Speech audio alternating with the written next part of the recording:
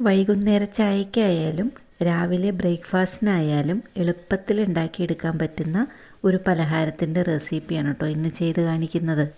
റവ വച്ചിട്ടാണ് ഇത് ഉണ്ടാക്കിയെടുക്കുന്നത്. നല്ല ഈസി ആയിട്ട് ഉണ്ടാക്കിയെടുക്കാം, അതുപോലെ തന്നെ ടേസ്റ്റിയുമാണ്. വെറൈറ്റി ആയിട്ടൊക്കെ ഉണ്ടാക്കി കൊടുത്താൽ കുട്ടികൾക്കും ഒത്തിരി ഇഷ്ടപ്പെടും.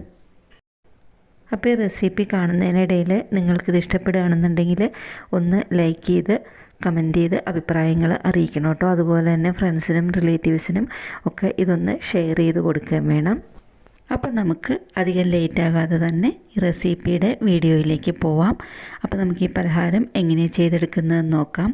അതിനായിട്ട് ഞാനിപ്പോൾ ഇവിടെ ആദ്യം തന്നെ ഒരു പാത്രം വച്ചിട്ടുണ്ട്. ആ പാത്രത്തിലേക്ക് ഈ ഒരു കപ്പിൽ 2 കപ്പ് വെള്ളമാണ് ഒഴിച്ചു കൊടുക്കുന്നത്. ഏത് പാത്രമാണോ നിങ്ങൾ ഉപയോഗിക്കുന്നത് ആ പാത്രം തന്നെ എല്ലാ ഇൻഗ്രീഡിയൻസും മെഷർ ചെയ്യാൻ ഉപയോഗിക്കുക.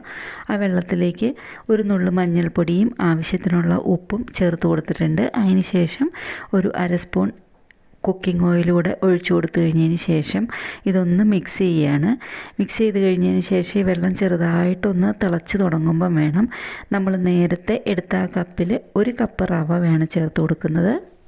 അപ്പോൾ 2 കപ്പ് വെള്ളത്തിന് 1 കപ്പ് റവയാണ് ചേർത്ത് കൊടുക്കുന്നത്. ഇത് ഉപ്പുമാവിനെല്ലാം ഉപയോഗിക്കുന്ന വറുത്ത റവയാണ് കേട്ടോ. വറുത്ത റവ തന്നെ എടുക്കാൻ പ്രത്യേകം ഒന്ന് ശ്രദ്ധിച്ച് നോക്കുക. അപ്പോൾ അതിന് ശേഷം 2 കപ്പിന് അതിലേക്ക് ഞാൻ 1 കപ്പ് റവ ചേർത്ത് കൊടുത്തിട്ട് ശരിക്കൊന്ന് മിക്സ് ചെയ്ത് കൊടുക്കുകയാണ്. ആ മിക്സ് ചെയ്ത് കുറച്ചൊന്ന് കട്ടിയായി തുടങ്ങുന്ന സമയത്ത് ഒരു 2 ടേബിൾ സ്പൂൺ തേങ്ങ ചിരകിയതോടെ അതിലേക്ക് ചേർത്ത് കൊടുക്കുന്നുണ്ട്.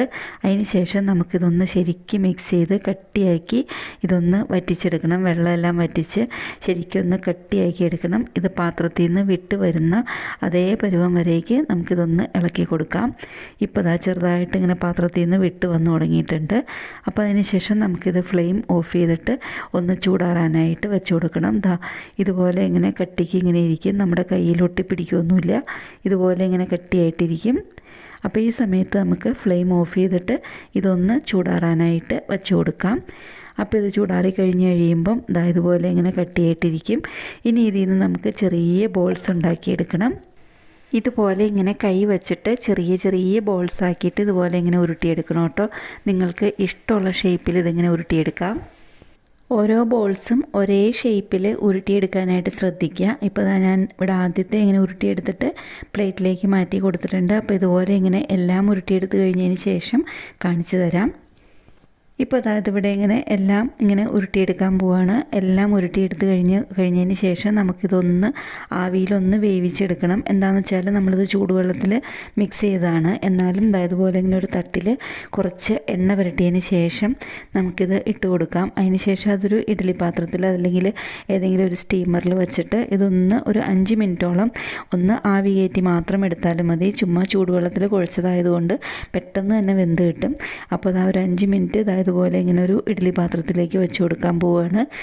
തിളച്ച വെള്ളത്തിൽ കുഴച്ചെടുത്തായതുകൊണ്ട് തന്നെ വളരെ പെട്ടെന്ന് ഇത് വെന്ത് കിട്ടും കേട്ടോ. അപ്പോൾ 5 മിനിറ്റോളം തന്നെ വേണ്ടി വരില്ല. 2-3 മിനിറ്റിൽ ഇത് വെന്ത് കിട്ടും. നമുക്കിത് തുറന്ന് നോക്കാം.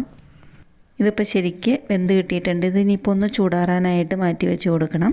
അപ്പോൾ ചൂടാറി കഴിഞ്ഞ് കഴിയുമ്പോൾ നമുക്ക് നോക്കാം, നല്ല സോഫ്റ്റായിട്ട് വെന്തിരിക്കുന്നുണ്ട്. നല്ല സോഫ്റ്റ് പഞ്ഞി പോലെയാണ് ഇരിക്കുന്നത്. ഇനിയിപ്പോൾ ഇതൊരു കൂട്ടുണ്ടാക്കാനായിട്ട് ഇതിൽ ഒരു പാൻ വെച്ച് കൊടുത്തിട്ടുണ്ട്. അതിലേക്ക് വെളിച്ചെണ്ണയാണ് ഒഴിച്ച് കൊടുത്തേക്കുന്നത്. പിന്നെ അതിന് ഒരു സ്പൂൺ കടുക് ഇട്ട് കൊടുത്തിട്ടുണ്ട്. കടുക് പൊട്ടിക്കഴിഞ്ഞ് കഴിയുമ്പം അതേപോലെ തന്നെ ഒരു സ്പൂൺ ഉഴുന്നുപരിപ്പും ഇട്ട് കൊടുത്തിട്ടുണ്ട്. ഉഴുന്നുപരിപ്പ് ശരിക്കൊന്ന് മൊരിഞ്ഞ് കഴിയുമ്പം ഒരു മീഡിയം സൈസിലുള്ള സവാള ചോപ്പ് ചെയ്തിട്ട് അതും ചേർത്ത് കൊടുത്തിട്ടുണ്ട്. സവാള കൂടെ മൊരിഞ്ഞ് കഴിയുമ്പം അതിലേക്കൊരു 3 പച്ചമുളക് ചോപ്പ് ചെയ്തും അതുപോലെ തന്നെ ഒരു ചെറിയൊരു കഷ്ണം ഇഞ്ചി ചോപ്പ് ചെയ്തും ചേർത്ത് കൊടുത്തിട്ടുണ്ട്. കുറച്ച് കറിവേപ്പിലൂടെ ചേർത്ത് കൊടുത്തു കഴിഞ്ഞതിന് ശേഷം ഇതൊന്ന് മിക്സ് ചെയ്യുക. ഇതിൻ്റെ എല്ലാം പച്ചമണം പോകുന്നവരേക്ക് ഒന്ന് മിക്സ് ചെയ്ത് കൊടുക്കണം. അതുപോലെ തന്നെ 2 സ്പൂൺ തേങ്ങ ചിരകിയതും ചേർത്ത് കൊടുത്തിട്ടുണ്ട്. തേങ്ങയുടെ എല്ലാം പച്ചച്ചുവ പോകുന്നവരേക്ക് ചെറുതായിട്ട് ആ ചൂടിലിട്ടിട്ട് ശരിക്കൊന്ന് വരട്ടിയെടുക്കണം. വല്ലാതെ വറുത്തെടുക്കേണ്ട ആവശ്യമില്ല. ആ പച്ചച്ചുവയെല്ലാം ഒന്ന് പോയി കിട്ടി ഒന്ന് മുരിഞ്ഞ് കിട്ടിയാലും മതി. കറിവേപ്പില തേങ്ങയും എല്ലാം ചെറുതായിട്ടൊന്ന് പച്ചച്ചുവ മാറി കിട്ടിയാൽ മാത്രം മതി. ആ സമയത്ത് അത്രയും സമയം ആയി കഴിഞ്ഞ് കഴിയുമ്പം നമ്മൾ നേരത്തെ വേവിച്ച് വെച്ചിരിക്കുന്ന ഈ ബോൾസ് ഇതിലേക്ക് ഇട്ട് കൊടുക്കണം. ബോൾസ് ഇട്ട് കൊടുത്ത് കഴിഞ്ഞതിന് ശേഷം ഇതൊന്ന് ശരിക്കും മിക്സ് ചെയ്യുക കേട്ടോ. ആ കൂട്ടെല്ലാം ബോൾസിലെല്ലായിടത്തും ആകാൻ പാകത്തിന് ശരിക്കും ഒന്ന് മിക്സ് ചെയ്ത് കിട്ടണം. ഒരു 2-3 മിനിറ്റോളം ശരിക്കും ഇങ്ങനെ ചെറിയ ചൂടിൽ ഇതൊന്ന് മിക്സ് ചെയ്ത് കൊടുക്കണം. അത്രയേ ഉള്ളൂ. ഇത്രയേ ഉള്ളൂ കേട്ടോ ഇതിൻ്റെ റെസിപ്പി. നല്ല ചൂട് ചായയുടെയും കാപ്പിയുടെയും കൂടെ എല്ലാം കഴിക്കാനായിട്ട് നല്ല ടേസ്റ്റി ആയിട്ടുള്ളൊരു പലഹാരമാണ് കേട്ടോ. കുട്ടികൾക്ക് ഇഷ്ടമുള്ള ഷേപ്പിലെല്ലാം ഇത് ഉരുട്ടി ആ ഷേപ്പിലെടുത്തു കഴിഞ്ഞാൽ അവർക്കും കഴിക്കാൻ ഒത്തിരി ഇഷ്ടപ്പെടും. അതിനുശേഷം നമുക്കിതൊരു സെർവിങ് പ്ലേറ്റിലേക്ക് ഒന്ന് മാറ്റി കൊടുക്കാം. നല്ല ചൂടെ തന്നെ ചൂട് ചായയുടെയും കാപ്പിയുടെയും കൂടെ എല്ലാം കഴിക്കാനായിട്ട് നോക്കുക.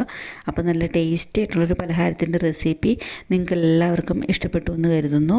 അപ്പോൾ ഇതുപോലെ ഒന്ന് ഉണ്ടാക്കി നോക്കിയിട്ട് അഭിപ്രായങ്ങൾ അറിയിക്കുക കേട്ടോ. അതുപോലെ തന്നെ ഇഷ്ടപ്പെട്ടാൽ ഫ്രണ്ട്സിനും റിലേറ്റീവ്സിനും ഒക്കെ ഇതൊന്ന് ഷെയർ ചെയ്ത് കൊടുക്കുക. അപ്പോൾ ഇതുപോലെ ഒത്തിരി ഹെൽത്തി ആയിട്ടും ഈസി ആയിട്ടും ടേസ്റ്റി ആയിട്ടുള്ള ഒത്തിരി റെസിപ്പികൾ ചാനലിൽ വരുന്നുണ്ട്. കാണാത്തവരുണ്ടെന്നുണ്ടെങ്കിൽ ഒന്ന് കണ്ടു നോക്കി അഭിപ്രായങ്ങൾ അറിയിക്കുക കേട്ടോ. അതുപോലെ തന്നെ റെസിപ്പികൾ ഇഷ്ടപ്പെട്ടാൽ ഒന്ന് ലൈക്ക് ചെയ്യാനും സബ് ചെയ്യാനും മറക്കരുതേ. അപ്പോൾ എന്നും പറയുന്ന പോലെ ഈസി ആയിട്ടും ടേസ്റ്റി ആയിട്ടും വെറൈറ്റിയുമായിട്ടുള്ള വേറെ ഏതെങ്കിലും ഒരു പലഹാരമോ അല്ലെങ്കിൽ എന്തെങ്കിലും ഈവനിങ് സ്നാക്ക് അല്ലെങ്കിൽ എന്തെങ്കിലും കറിയുടെ റെസിപ്പി അല്ലാന്നുണ്ടെങ്കിൽ ഏതെങ്കിലും ചട്നിയുടെ റെസിപ്പി ആയിട്ട് ഉടനെ കാണുന്നവരേക്കും താങ്ക് യു.